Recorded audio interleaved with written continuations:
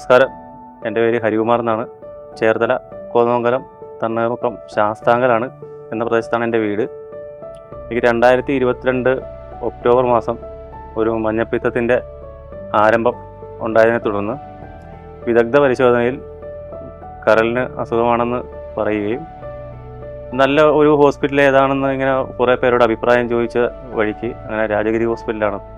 അവിടെ ഒരു നല്ലൊരു സൂപ്പർ ഡോക്ടറുണ്ട്, ഡോക്ടർ സിറിയ KB ഫിലിപ്പാണെന്നും ഉള്ള അറിവിലെ തുടർന്ന് ഞങ്ങളങ്ങനെ ഡോക്ടർ സിറിയ KB ഫിലിപ്പിനെ രാജഗിരി ഹോസ്പിറ്റലിൽ വന്ന് കാണുകയും അദ്ദേഹത്തിൻ്റെ വിദഗ്ധ പരിശോധനയിൽ കരൾ മാറ്റിവെക്കലല്ലാതെ വേറൊരു മാർഗമില്ല എന്ന് പുള്ളി ഞങ്ങളെ നിർദ്ദേശിക്കുകയും ചെയ്തു.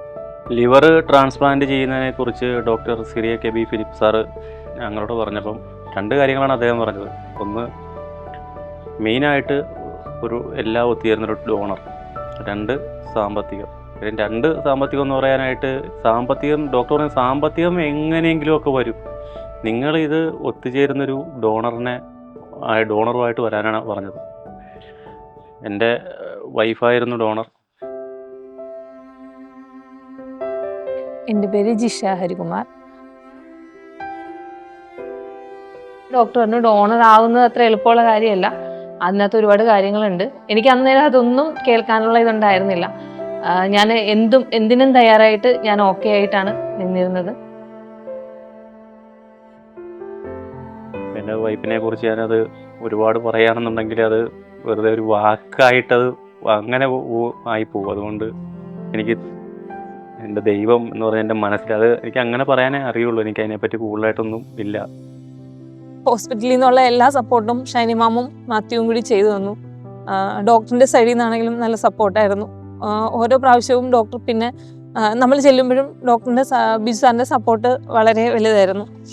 കെയറിങ്ങിൻ്റെ കാര്യത്തിൽ ഭയങ്കര ആ കെയറിങ്ങും ആ ഒരു ധൈര്യം അജ്മൽ സിസ്റ്റർ എന്നൊക്കെ വന്ന് പറയുക എന്ന് പറഞ്ഞാൽ അതൊരു ധൈര്യമാണ്. നമുക്കൊരു കത്തിയെടുത്ത് കഴുത്തേ വെച്ചോ, എന്നാലും പേടിയില്ല. കാര്യം അതുപോലത്തെ നമുക്ക് വേണ്ട ധൈര്യം തന്ന സിസ്റ്റർമാരാണ് അവരൊക്കെ.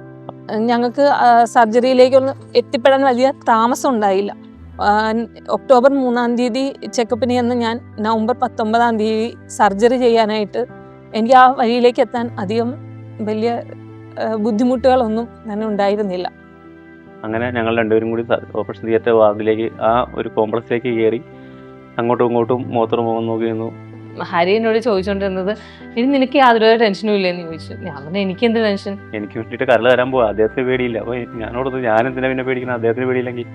ഞങ്ങൾ ഒരുമിച്ച് കിടന്നു ആ ഓപ്പറേഷൻ തിയേറ്ററിലേക്ക് കയറി. ഡോക്ടർ അമൽ സാറ്, ഡോക്ടർ വിനീത് സാറ്, അമൽ സാറാണ് എൻ്റെ അടുക്ക വന്നിട്ട് പറഞ്ഞു പേടിക്കണ്ട കേട്ടോ. ചെന്നു അവർ അനസ്തേഷ്യ തരാൻ പോവാന്ന് പറഞ്ഞത് മാത്രമേ എനിക്കറിയാവുള്ളൂ. പിന്നെ എന്നെ ഷൈൻ ചേച്ചി തട്ടി വിളിച്ചപ്പോഴാണ് ഞാൻ എഴുന്നേക്കണത്.